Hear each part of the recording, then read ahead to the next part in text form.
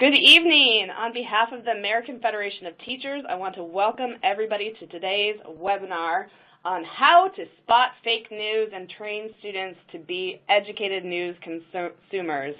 My name is Kelly Booz, and I'm the partner lead for Share My Lesson, and I am moderating today's webinar.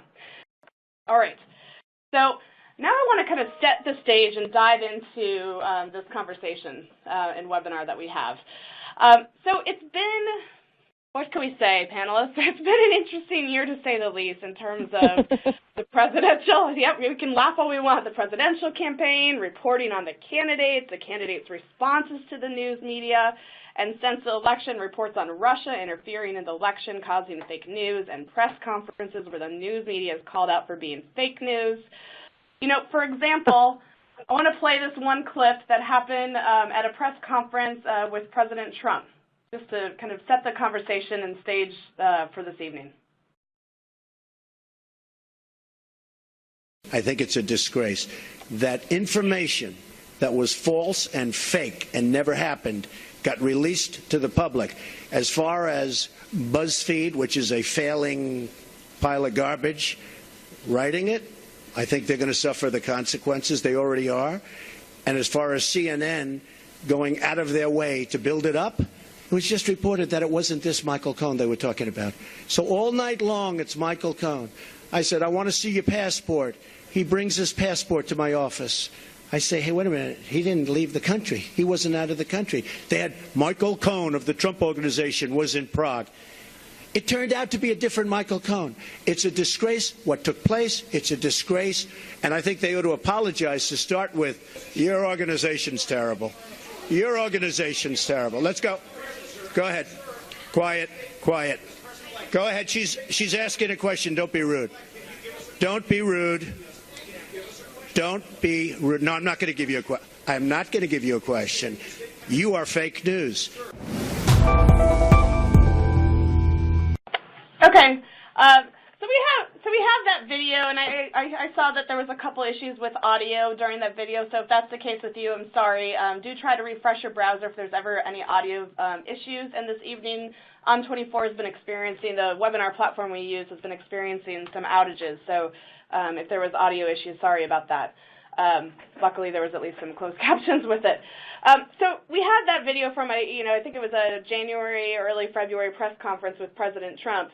And then even just this week, we have serious tweets that come up after there was a release of President Trump's 2005 tax return. So you have this tweet from him calling out saying, does anybody really believe that a reporter who nobody ever heard of went to his mailbox and found my tax return? NBC News, fake news. And then you have the reporter, the journalist, responding in kind, saying, gee, Donald, your White House confirmed my story, POTUS fake tweet, sad.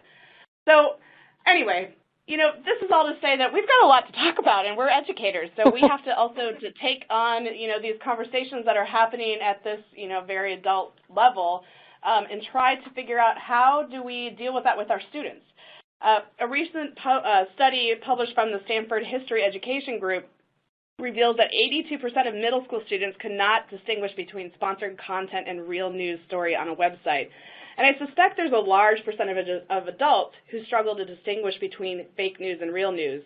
For example, the impact is troubling and affects how folks interact and communicate with each other, from even the lunch table to the dinner table, or Facebook and different Twitter feeds. So where does that leave us today? How can we as educators incorporate media literacy in the classroom to empower students to be able to identify fake news independently of where they're finding their news? I'm joined by a really great panel tonight. Sarah McGrew with the Stanford History Education Group was one of the authors of the Media Literacy study. Monica Brady-Myroff is the founder and CEO of Listenwise and a 25-year veteran of public radio journalist. And Vicki Pasquantonio is the education editor for PBS NewsHour and a former middle school teacher from New York.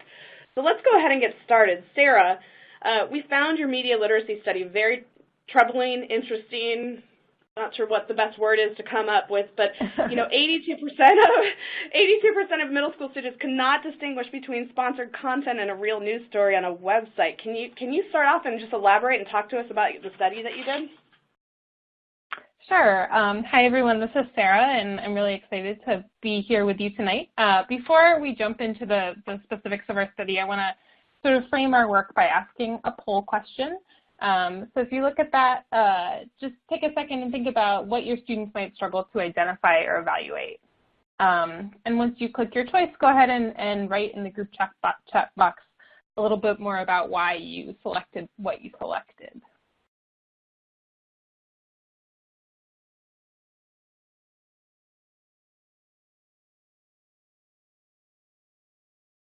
And just a reminder, as we're doing this, this is one of our poll questions, and this is a way that you can get professional development credit with our webinar. So do submit the response directly in the slide screen, and then let us know why you chose the answer that you chose.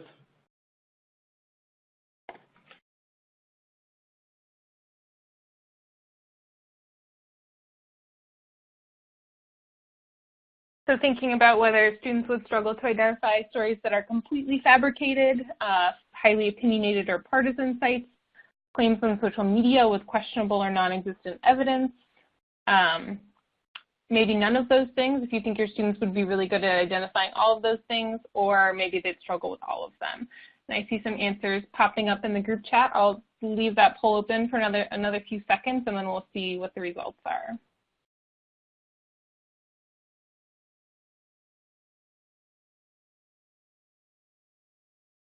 Okay, so some varied answers coming in, it looks like. I'm going to go ahead and advance so we can see the results. So it looks like a lot of us think the students would struggle to identify all of those things. That's by far the most popular answer, and I think that that's really true of what we found in our study, which looked, yes, at fake news, but also at all other kinds of information and misinformation that abound online. So I do think the problem is maybe even a little bit wider than what we think about as strictly fake news, and that teaching the students to evaluate all sorts of information online is really important. So I'm going to jump into talking a little bit about our study, which we've done over the course of the last 2 years as we developed and piloted a series of tasks that evaluate students' ability to judge social and political information online. We've piloted these tasks with almost 8,000 students across 12 states, a variety of middle schools and high schools, and even college classrooms. And I'm going to show you just a few examples of the tasks we've given students and some typical responses and trends we've seen in student thinking across those tasks. So this is one of the first tasks that we've used, which is in fact about advertising versus real news stories. So in this task, which we give to students in paper and pencil form, we ask students to look at the headlines, just screenshots of headlines of 2 articles from the Atlantic's website. The one on the left there is an actual news story, but it has a byline. It's from the science section about solving climate change. And then the one on the right is sponsored content. So it's essentially an ad by Shell Oil. That might be a little small for you to see, but that's who sponsored it. And it's projecting some data into the future about what our energy demands might look like. And we simply ask students which is a more reliable source for learning about policies to solve global climate change. So we're looking for students to be able to look at the sources of the articles, compare them, reason about the conflict of interest that I think is inherent in Shell Oil writing an article about climate change, and hopefully pick the post on the left as the more reliable source. But as you can see from this pie graph of student responses there, students whose responses were categorized as beginning, which is over 75, almost 80% of students, weren't able to engage in that evaluation. So either said that post B, the sponsored content, was more reliable, or picked post A, but for irrelevant reasons. And here's just a sample of some sort of representative student responses. So one student says, I believe article B is more reliable because it's easier to understand with the graph, and seems more reliable because the chart shows facts right in front of you. And this is a huge theme we saw throughout student responses, that students were sort of taken in by the appearance of evidence even though we didn't think this question had anything to do with evidence, right? It was all about the sources of the articles, but students were really taken in by that. Some students saw that it said sponsored content, like the second student response, but didn't know what that meant. So the student says, I think article B is more reliable because it says sponsored by Shell, and big companies wouldn't just sponsor anything. You have to have done research and proven it to be true. So I think the student might be taking what they know about how athletes or other people get sponsored if they're really good at something and applying that to sponsored content. We do get students who thankfully are reasoning correctly about the article. So the final student says article A will be more reliable because it's in the science section, right? Article B isn't, and it's sponsored by Shell, which is an oil and gas company that benefits from not doing anything about climate change and not changing energy types. So in that case, the student's doing a nice job both recognizing the difference in the sources and reasoning about the problems. This next task that I'm going to show you is was also designed for high school students primarily, and takes on both whether students can think carefully about sources and also analyze evidence. So in this task, we show students a post from Injure where there's a picture of some daisies that look a little bit strange, and it's called Fukushima nuclear flowers. So we tell students a little bit of background about the nuclear disaster there, and then ask students whether the post provides strong evidence about conditions near the Fukushima Daiichi power plant and to explain their reasoning. So we're looking for students to do one of a few things in this response, either to question the source, right? You can see the poster's name there, but we know nothing about who that person is, what their expertise might be, whether they've ever been anywhere near the power plant in Japan, or to question the evidence itself. So to say, this picture could be taken anywhere, it could be photoshopped, or even if it was taken near the power plant, there's no proof of causality there. So we don't know that the nuclear disaster caused the daisies to have this malformation. So I want, again, to just take a second and look in the group chat box and think about if your students completed this task, what do you think they might say? So if they were responding to the question, does the post provide strong evidence about conditions near the power plant? What might your students say? Do you think they'd be able to engage effectively in questioning either the source or the evidence, or would they struggle? So I see somebody saying if it's in front of them, it's true. And I think that's definitely a common response that we saw, that most students, again, almost 75% of students gave what we classified as beginning responses, so weren't able, either accepted the picture as evidence and accepted the post, or weren't able to say a really relevant reason for questioning it. So here are, again, some sample responses, and I think we see in the first one that sort of taking the evidence at face value, or saying a picture is worth 1,000 words, right? The student says this post does provide strong evidence because it shows how the small and beautiful things were affected greatly, that they look and grow completely different than they're supposed to. Additionally, it suggests what such a disaster could do to humans. So again, the student isn't doing any questioning of evidence, is fully accepting the picture at face value. We have other students that say no, but then don't engage in relevant critique. So this student says, this photo does not provide strong evidence because it only shows a small portion of the damage and effects caused by the nuclear disaster. So the student is, again, actually really accepting the picture, but just wants more evidence. But we do, like the final student at the bottom of the page, have students that engage in relevant critiques of the evidence in the source. The student says it does not provide strong evidence about conditions near the power plant. It could just be a mutation in the plant, and there's also isn't evidence that this is near the Fukushima Daiichi power plant. So again, the student isn't catching all of the problems with this post, but is doing a really nice job questioning the actual evidence that's provided, or lack of evidence that's provided. So I think those two tasks, and those are the only two I'm going to show you, but there are a few more also up on our website with more sample student responses. I think that these tasks show some trends that we've seen across student responses. So students are attempting to evaluate sources, but like you saw in those responses, they rarely are investigating where information is coming from or considering how that source might change what is presented. They're often taken in by the appearance of evidence, like the picture of the supposedly mutant daisies, and stop short of effectively evaluating its substance. And then they often fall back, we've seen, and I didn't show you an example of this, but on what I've come to see are misleading really rules about how to differentiate reliable from not reliable sites, like thinking that a .org site is more reliable than a .com, which might have been true in the early days of the internet, but has become relatively meaningless. But students, it seems, are reliant on rules like that when they do try to engage in evaluations. So all of this sort of leads to the question of what do we do?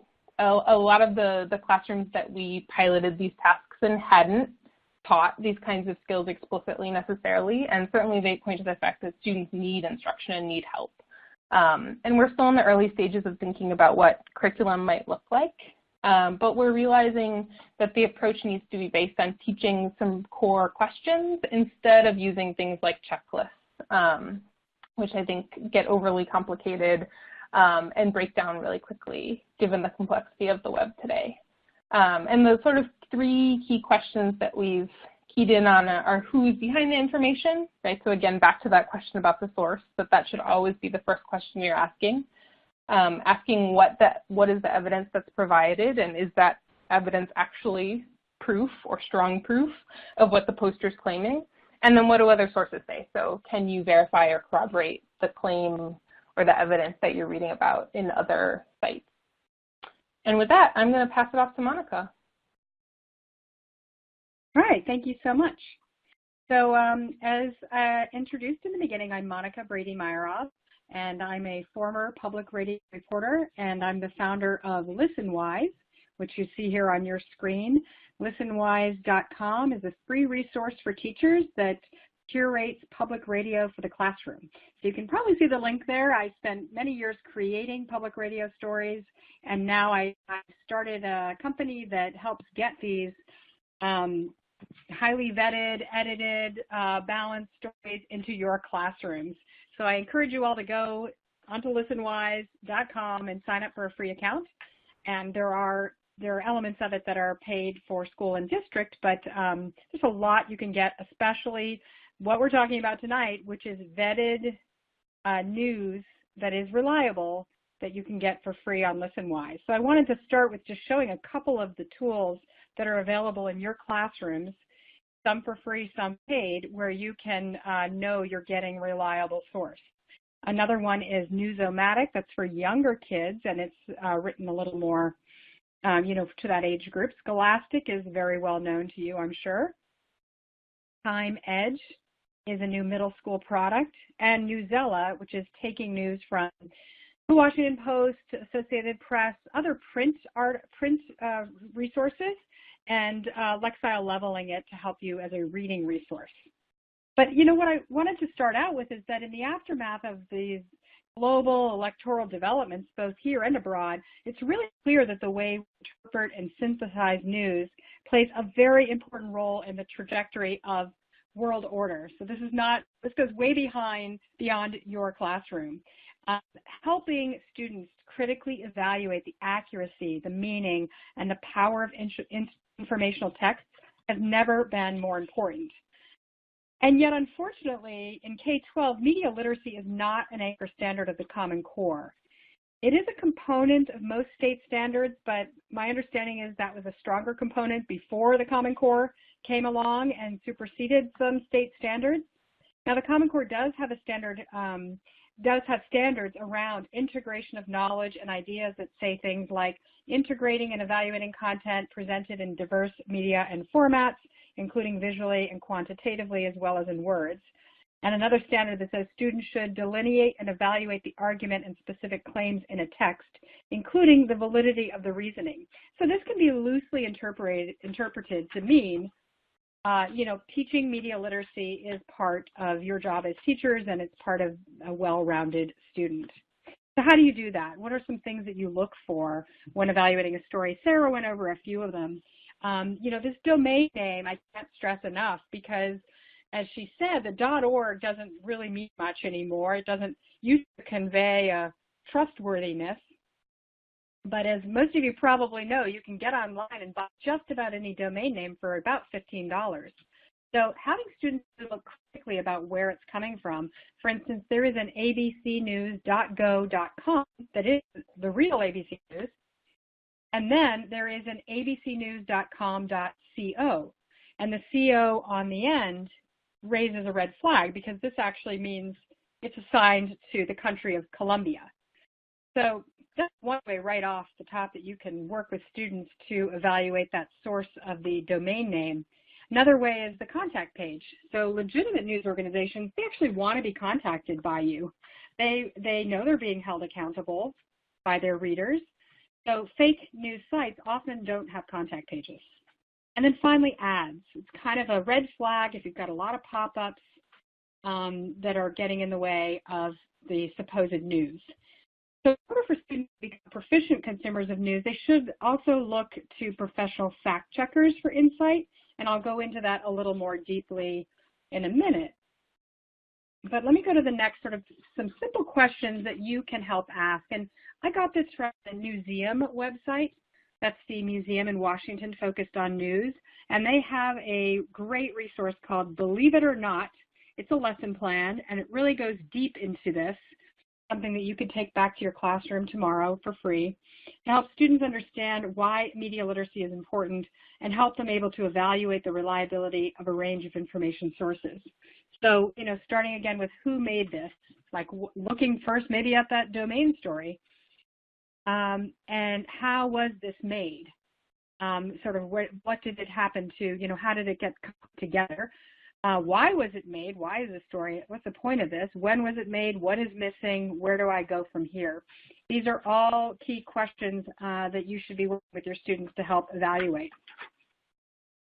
So there are also a lot of professional sites and places you can go to check the validity of some of these websites and sources. So I just listed a couple here. Snopes. So, okay, as we were talking before, like where does this fake news come from? Sometimes it just comes from an ill-informed tweet that gets picked up and shared over and over. Sometimes it is from for-profit organizations looking to spread misinformation or just looking to spread stories that are clickbait, get a lot of clicks, and thus get a lot of advertising. NPR did a great story, and actually we have it on Listenwise. If you go to Listenwise and just search fake news, we've highlighted a couple really interesting stories about this topic, and one is about them tracking down a guy who has a fake news website, and he talks to them about why he does it. And it would be a great story to play with your class because it gets behind at least some of the source of this misinformation, and that he's not out to hurt anybody, but he was making a lot of money doing it, so he kept doing it. So another way to spot fake news is just run the news by your search engine. This is called reading laterally, so checking something out across other platforms. So if there's a headline that just seems too strange to be true, pop that headline into the search engine and see what comes up. Another one is Real or Satire. It's a website that helps debunk fake news as well. Copy any URL, and it'll just tell you if it's real or fake. And then PolitiFact, probably familiar with that one. It's a full examination of news and whether it's true or not. So that really goes deep into claims that are made in the news, and they really parse out and give it a bit of a meter reader, like how real is this? How fake is this?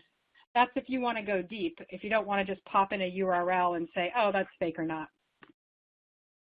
But I think what's really fascinating to me being a journalist for the first part of my career is that over the past decade, there's really been a blurring of the line between journalists and social media bloggers. And I think this has greatly contributed to the problem.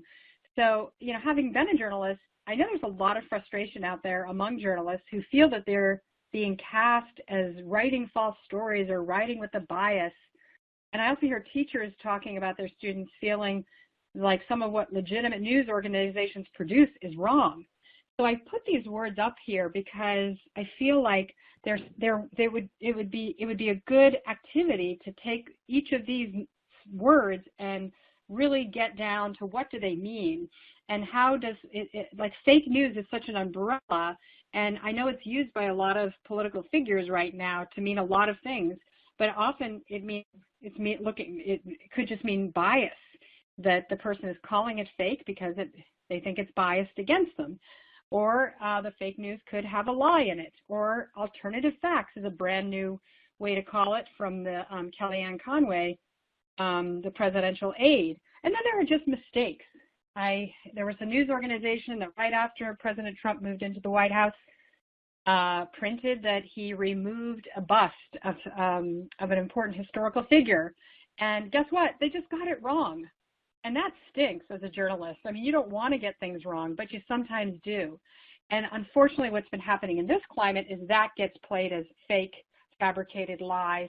So helping your students parse out that, yeah, journalists make mistakes. And yeah, sometimes journalists have bias. And how can we parse that all out? That would be helpful.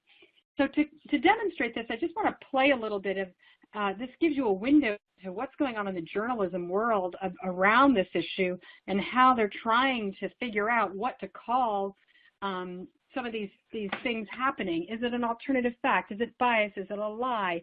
So this is a clip of an interview from NPR, and it talks about whether or not to use the word lie. So I'm pass it back to you and let you play that clip for us.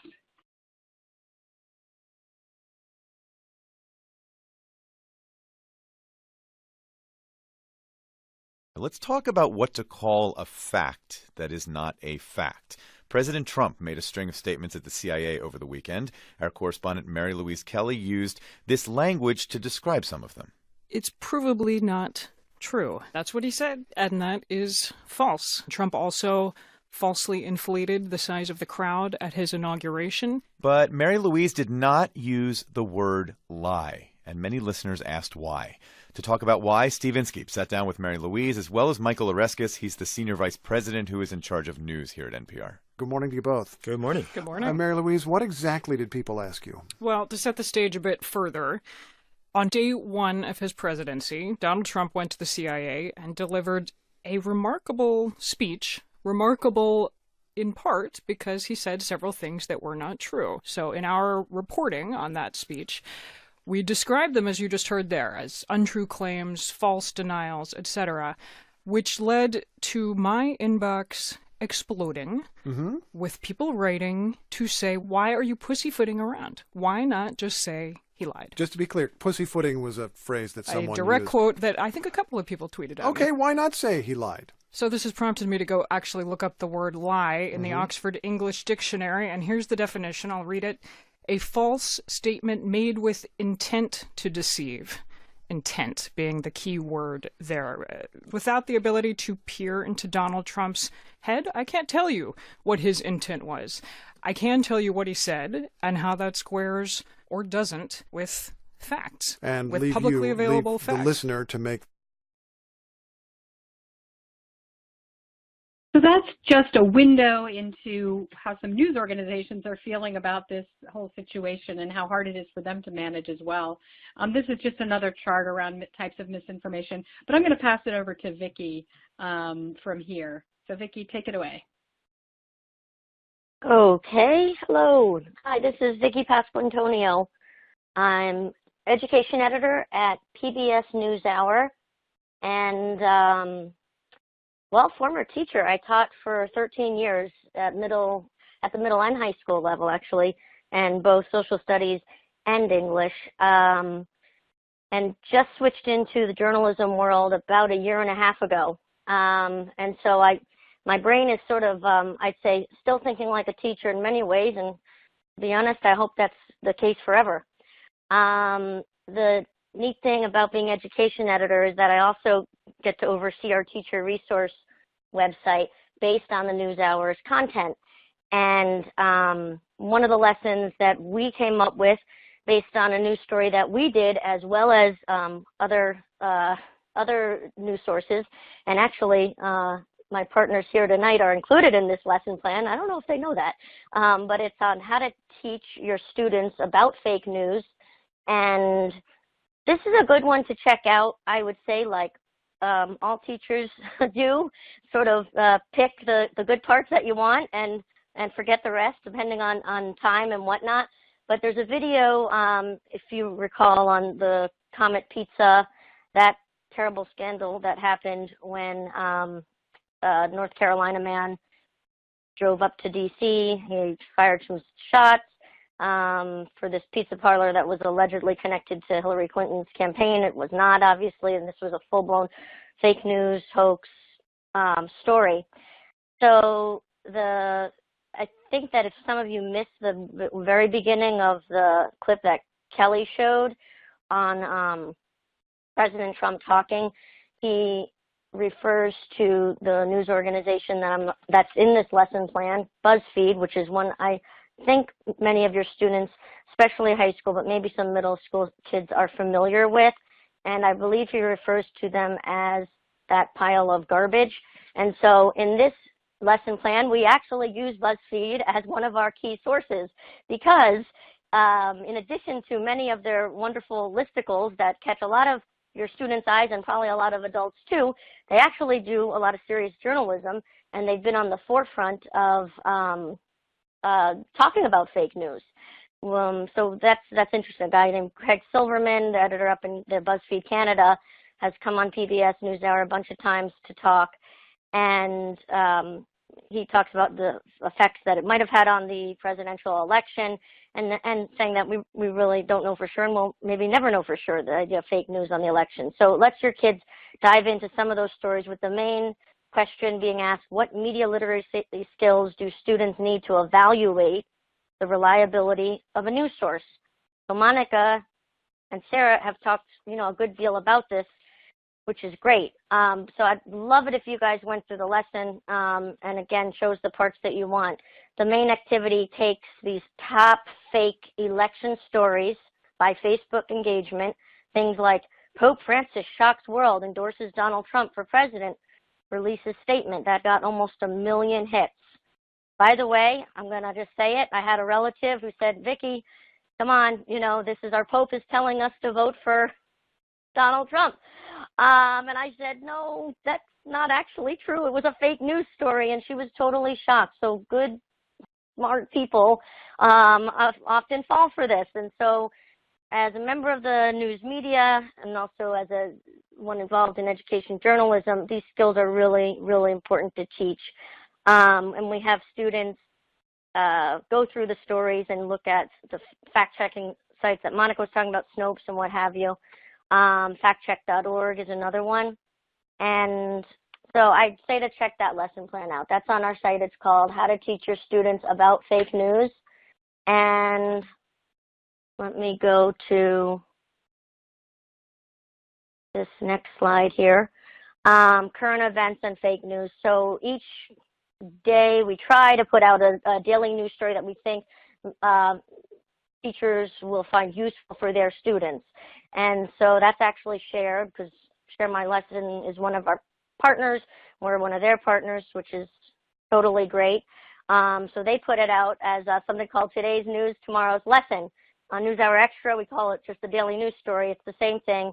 It's the nice thing about being part of public media, because we often share sites and sources with other news organizations, and we don't have that commercial competition, which is great. But we also partner with a lot of great nonprofits, Share My Lesson being one of them. One of our partners is Newsella too, actually, Monica, so that's kind of neat. But I'd say to check this out. This was one story we did for kids. Did fake news influence the outcome of election 2016? These are 5 to 6 minute videos with questions that follow. And so that's all it is. So in other words, it's different than a lesson plan. It's just a 5 or 10 minute activity. Definitely sign up for a mailing list or retweet and put on Facebook what the daily news story is. So that's kind of nice. Oh, okay, yeah. This is a little video that I'm going to show you. So part of PBS NewsHour, part of our education program is this thing called Student Reporting Labs, or SRL. These are in over 40 states around the country. There's 120 student reporting labs. These are classes. These are actual journalism programs at schools across the country that teach kids how to do journalism. It's a full curriculum. It lasts the whole year. It's a regular class. Sometimes it's after school, but a lot of times it's built into the school day. And these kids make their own videos by, they have an advisor, they have a teacher, but they follow our curriculum. And so here is a video they made at South by Southwest. There was a panel with PBS NewsHour that we hosted with some of our students and teachers from Student Reporting Labs, just to give you an idea of how this is very much affecting life in the classroom. So I'm going to show you about 2 minutes of it, and I'm going to have to cut it off, but you'll get the idea for a couple minutes.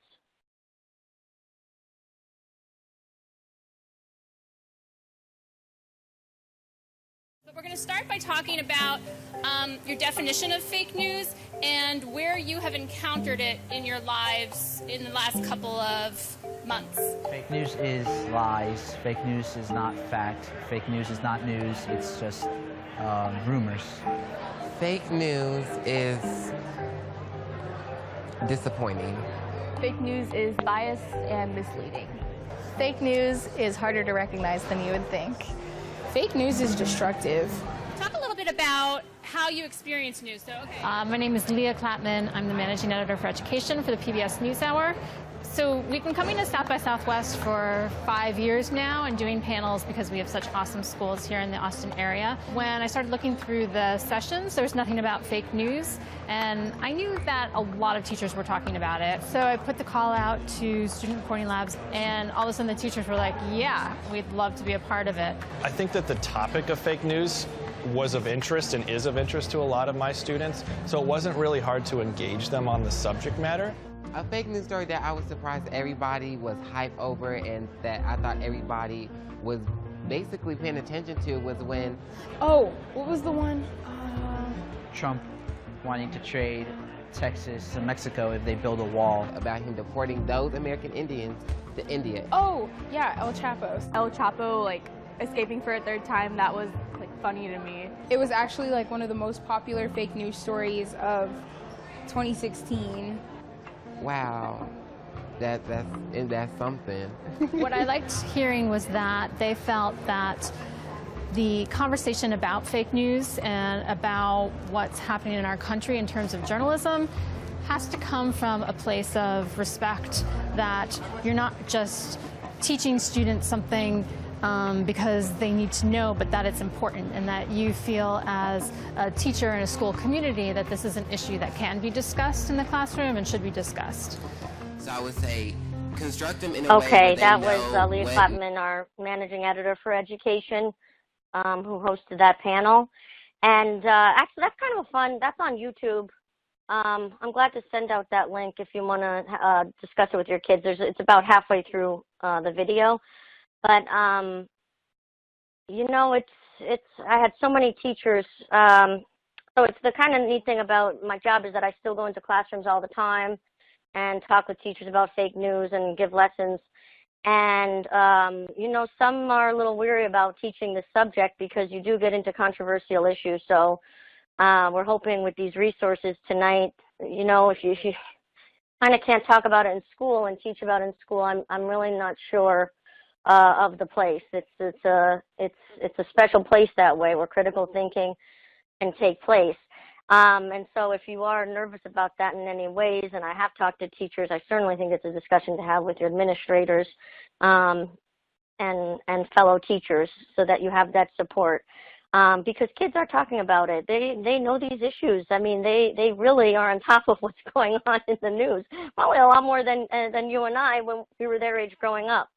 So in case I don't know if you have an information overload with how to detect fake news, but this one by News Literacy Project, I don't think you can really have enough. And what I would say is to combine resources to make the best one for you. So this one's by News Literacy Project, and it just talks about top 10 ways to detect fake news, and it's a neat sort of go through. I'm just going to let you look at it, I think, later. Kelly has all the charts because I know that, or the links, because we're running a little out of time. But that's a really nice one. And then, so this is interesting because, so when I was growing up, and I feel like for most of my teaching career, the big thing a lot of the time in terms of news and media literacy was knowing the bias and multiple perspectives, and getting kids to figure out, you know, if the news source or if the news writer had a bias and what was it. And that still needs to be done. And that's still an issue. And this lesson that we did using We the Voters video. This video is 5 minutes long. It's really fun. The title is Mediocrity. What does it mean to be news and media literate? And I would say to take a look at this lesson plan, which has students look at a source that you think is most folks think is sort of to the left, another one that thinks is mostly to the right in terms of ideological spectrum, and then one that's kind of in the middle. They take one news story for that day and they look at how those 3 news outlets covered it. And so it's real hands-on, it's real collaborative, and this video, actually speaking of NPR, Monica, on the media, Gladstone's in, and she's just so good in this. So there's actually a whole bunch of media folks in it, and that's one I'd say to check out. And I have a quote here by Neil deGrasse Tyson, that, like, you want to get to that critical thinking, Bloom's taxonomy stuff, and so, but who knew? Totally fake, blatantly fake news that you're going to have to contend with, and your kids are going to have to contend with. So real quickly, part of what it is to be scientifically literate, it's not simply, do you know what DNA is or what the Big Bang is? That's an aspect of science literacy. The biggest part of it is, do you know how to think about information that's presented in front of you? Right. And you're right, Neil deGrasse Tyson, because we want to get to that level of good discussion, and kids can go off and write their own research projects and really think. And so, whoa, now we've thrown totally fake news at them. This is kind of a new one. And I'll finish up by sort of saying, by quoting a teacher who, this guy is great. He's a fairly young teacher, but man, he is the top-notch master teacher. He is one of the heads of SS Chat. That's hashtag SS Chat. If some of you don't know anything about Twitter and you have no interest, this is one reason to get on Twitter. And I'd say any subject that you're teaching, find the teacher Twitter chat group and join. So SS Chat stands for social studies. And you literally put that in Twitter and you can see what all these social studies teachers all over the country are talking about. So Michael Milton, one of the heads of that, writes, while we've discussed bias, to be honest with you, I never really thought about the need for teaching about deliberately fake news. Whoa. Let me, one more time. While we've discussed bias, to be honest with you, I never really thought about the need for teaching about deliberately fake news. And so I have to say that if there's one group who can teach this and will teach it excellently, it's teachers, because teachers really don't shy away from anything. Teaching history, there's a lot of tough things from history, U.S. history, science, there's controversial issues, global warming, and we attack it and we teach kids about it, and that's sort of just part of our job. So we'll do the same thing with fake news, and with a lot of resources and a lot of help from one another. I have no doubt that that'll happen and that'll be the case. And I totally cracked up because the first comment, one of the first comments by Jennifer, I think it was, if I have it right in the comment section, talked about, you know, I'm waiting for the chat to start. I'm just watching fake news on TV, which made me laugh a little bit. But I know she was joking. The Saturday Night Live and a lot of the late night stuff that is very good with the satire and talks about, you know, fake news and the world we live in. I just think it's really important to not become cynical, especially in front of our students, that this is something that we'll get through as a society. In terms of the media, I think it's a good, important part of civics and what a free press is. And so I have my little Yoda here. Use the Force, Luke. Avoid the dark side, cynicism. Also know your Star Wars quotes. That was Obi-Wan Kenobi. And that does it for me. So thank you. There's a list of resources here, too, which you can access. Thanks, Kelly. Yeah, no, thank you. And this PowerPoint is available for download, so a lot of these links are in here, and I'm trying to paste them into the chat box as we go. So we have 10 more minutes or so to do a discussion with these awesome panelists that we have here. So this is a good time to submit any questions that you have for the panel in that purple Q&A box, so I can read them. So, but before we, you know, wait for some questions to come in, I'm going to launch a poll question. You know, here's the poll question. You know, again, this is tied to all of our participants getting professional development credit. Whose job is it to figure out if a news story is fake? News outlets, social media sites, individual consumers, all of the above. Sarah, what do you think? What's your thought on this one as we're waiting for folks to respond? I think I would say all of the above. Obviously, as a former teacher and a teacher educator now, I believe really strongly in the power of teachers and of education, and that all of us need to get really good at spotting fake news and other misleading or really biased sources. I think especially fake news that's written just for monetary gain, those people are always going to have motivation to figure out ways to, even if Facebook starts to figure out how to use their algorithms to make fake news less apparent, the people that write fake news are always going to figure out, new ways to write stories that get seen. So I think it's really important that we all, as citizens, are good at figuring out, what's true and what's not, and where information is coming from. With social media, Facebook, they're starting to try to launch a new tool that would allow their Facebook audience to identify fake news sites. But how do you keep up with that in this day and age with the technology? Folks are smart. Like, how do you make sure that this is happening? Monica, I don't know if you want to add, how is social media contributing to a lot of this fake news? Yeah, well, they certainly are by virtue of the fact that they're the platform that it's most often shared on, and it's how most of the students, as we heard, get their news. There's a study out of Columbia University and the French National Institute that found 59% of the news shared on social media has never been read before it was shared. So I do think they have I think they have a responsibility to try to do something about it. But I also realized Facebook was not created as a news organization, nor was Twitter or Snapchat. So I can't really blame them. But, things have changed so much in our society. I credit them with trying to put in some filters, but I don't think it's their end responsibility. I'd say, the individual consumers in the end have to be better prepared to suss it out.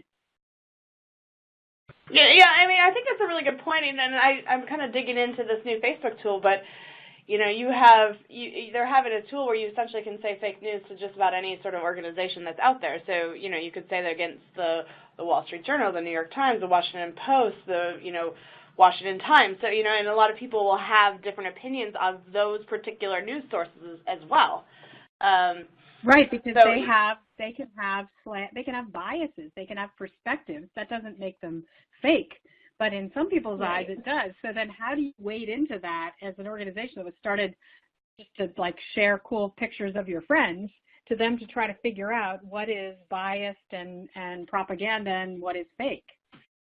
A lot to ask. And even if they do start to fake or start to mark what is purely, fake news, there's still going to be all sorts of really, biased stories and sponsored content and things that we want to teach students to be able to evaluate.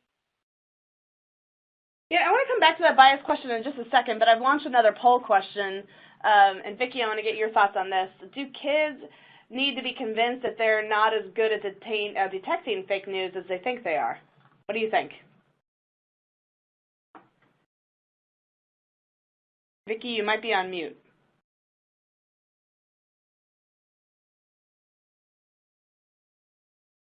Yes, I was on mute. I was not giving up on you guys. I can make another 3 minutes. I can make it. I'm so sorry about that. Alternative facts. Yes, PBS, well known for our fake news. By the way, that was said with sarcasm. Please, no one quote me on that. Yes. They do, but am I supposed to say what the answer before people poll, or should I? Is it like? No, you can give your thoughts. I'll submit to all right, myself. I don't want to influence anybody with my. Yes, adults do too, and so teachers, we are very protective in many wonderful ways over students, and so yes, of course, we realize that adults a lot of them are falling for it too. Sometimes you almost think intentionally, but in the meantime, we're talking to teachers here who, let's say we know our real and fake news and media literacy skills that we're going to help these kids out with. Yes, there is this confidence that they do because they grew up with smartphones in their hands. And so it's our job to sort of convince them, maybe otherwise. And I think through these activities and through different lessons and whatnot, that's probably the best way to do it. I think saying to do directly, wow, kids, you're falling for it, just like, it doesn't really work. But I think going through some of these stories and some of the controversial ones can actually really engage kids, and I think that they'd find it pretty interesting. Yeah, thank you for that. And, Monica, you're a former journalist of a number of years, and you certainly are still working with a lot of journalists, especially if they work with NPR. How hard do you think it is now for today's journalists to cover the news, to cover politics, especially when a news organization or news organizations are being called out for being fake? Yeah, I know for my friends, it's incredibly hard and frustrating, and they've just lost a lot of credibility and standing in the eyes of so many people. I've never seen the media under attack as it is now in such a direct way. I mean, you kicked off this webinar with the perfect example of that he's calling one of the premier news organizations in the U.S., in the world, really. CNN World News is respected all over the world, that the president is pronouncing it fake news, and media organizations are just kind of standing there with their mouths hanging open, feeling like it's hard to challenge the president in a direct way, and two, they're trying to be fair and balanced, and they say they are, but when somebody just pronounces you aren't, how do you counter that? We heard a little bit of that in the clip of NPR too. So I know a lot of my former colleagues are just really struggling with this. It's just not a very comfortable time to be a journalist in this country, because it's lost a lot of standing and credibility, and I think that's a threat to our democracy, to be honest. I mean, I'm a true believer in the First Amendment and the freedom of the press being freedom to also be credible and to have facts underlying the media, and that's really what we're getting at here, is the facts that underlie these stories, and what's a fact and what isn't, and how does that shape our view of the world? So it's a pretty intense time. Thank you for that. And we got a question that came in that said, if you want to be up to date with real news, it may be too time consuming to look through everything that comes in. Is there anything that we can, as individuals, to get to the real stories faster? And frankly, that's a tough one. Who wants to? I mean, let's throw that to Vicki first. I think this is a tough one, because we're talking about media bias, and some people say the New York Times, the Washington Post, or Washington Times, or Wall Street Journal, have different lens at looking at those news sources to begin with.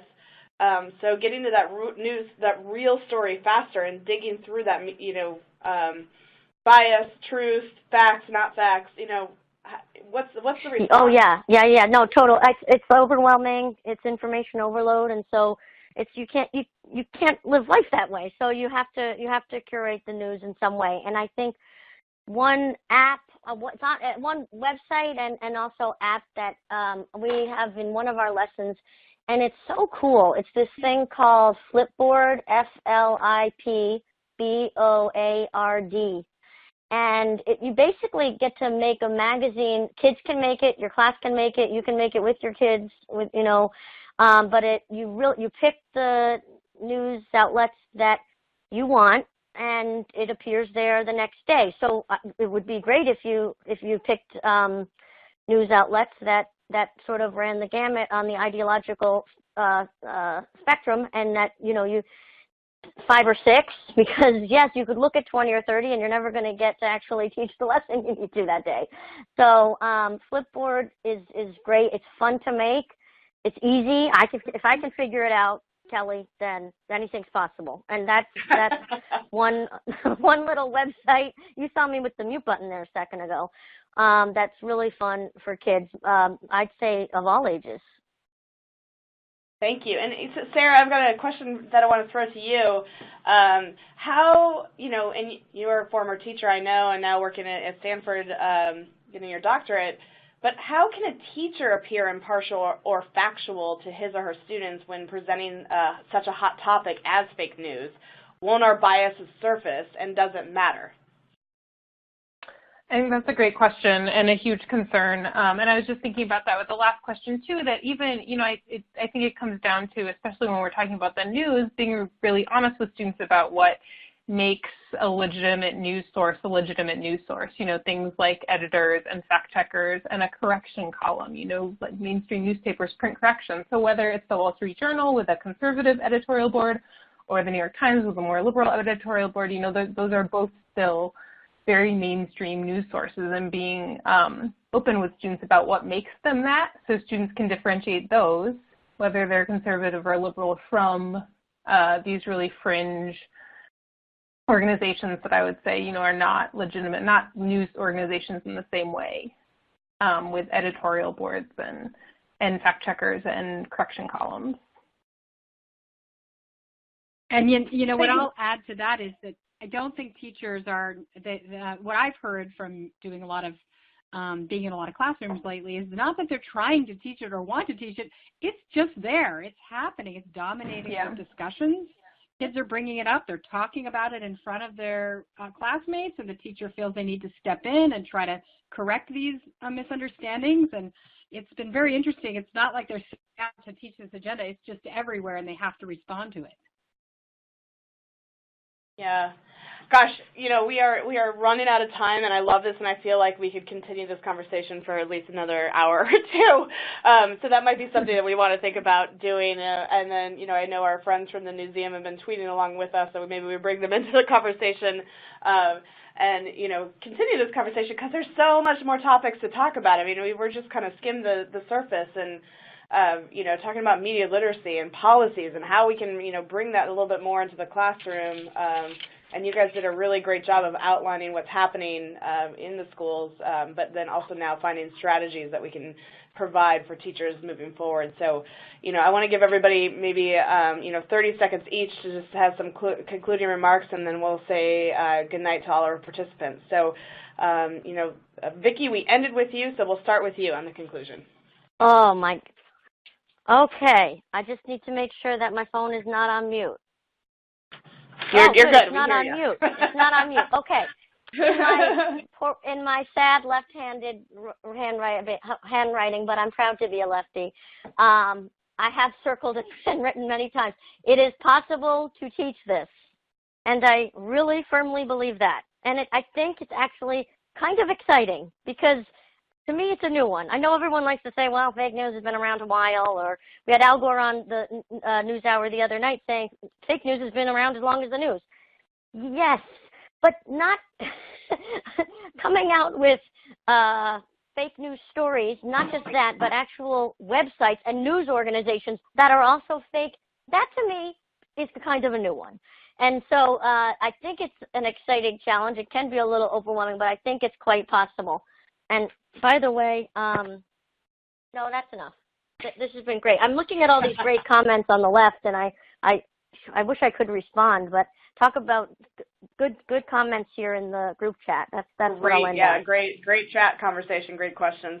Monica, I'll throw it back to you. Well, I'll follow up with Vicki and say, not only can you teach it, but you really must teach it. You as teachers have such an important role to play here and help bring a balanced perspective to these students, and they're they trust you, they believe in you, and they're there to learn, and they've got to learn about their world in this way if we are going to, live in a fair and just society. So please consider it an important task, and just attending today tells us that you do believe in the importance of this, so it's exciting. Thanks. Terrific. And Sarah, why don't you go ahead and bring us home? And before you do that, I've put up a box in the slides. If you want some more information from these presenters, enter your email address here. And I think that we do have we should do some follow-up on doing some more conversations and webinars on media literacy in the future. So if you're interested in knowing about that in the future, shoot that email in there. And then Sarah, take us home. Sure. I absolutely echo what Monica and Vicki said, and I would say it's okay to start small, just asking, but being consistent about the same kinds of questions you're asking every time you talk about it with students, and I, of course, you probably have caught on, would start with a question of what's the source? and where's that coming from, and what do you know about that? And if that question is one that students learn to ask, not just in school, but when they're on Facebook or on Twitter, then I think we would all be a lot better off knowing that our information is coming from good sources. And thanks everyone for all the work that you do. Yeah, thank you, Monica, Sarah, Vicki. I so appreciate all of your time this evening for this webinar. It's such an important topic. I'm seeing some, Twitter or chat boxes saying our jobs are more important than ever than teachers, and you're right. They're more important. They've always been incredibly important, but this is our next generation that are growing up, being essentially having to learn how to be digital natives. So it's so incredibly important to make sure that we're teaching these media literacy skills and teaching these critical thinking skills in the classroom. And so thank again, you, Kelly. Thank you're you. You're the best. We love Kelly Booz and Share My Lesson. You guys thank you. I really know how to do it. I appreciate that. Oh, thank you. Well, this concludes the webinar. At this point, you should be able to download your PDF certificate that says that you've completed this webinar. That is available on the left-hand side of your screen, assuming you submitted your poll questions as part of this webinar. Now, if you did not get some of the questions answered, we capture all of these questions. I know there were a bunch that were coming in, so I will share those with the speakers, and then we'll be able to get back to you shortly on that. If you're not able to download your PDF certificate right now because you're on a smartphone or a tablet, no problem. We'll send you an email an hour after this webinar where you will be able to come back into this webinar on demand. It's recorded, and you will be able to participate in the webinar from there. And download that certificate. So we thank you again. We thank everyone for being part of this webinar and also part of the Share My Lesson virtual conference and our Share My Lesson community. So again, good night, everyone. Good night. Good night.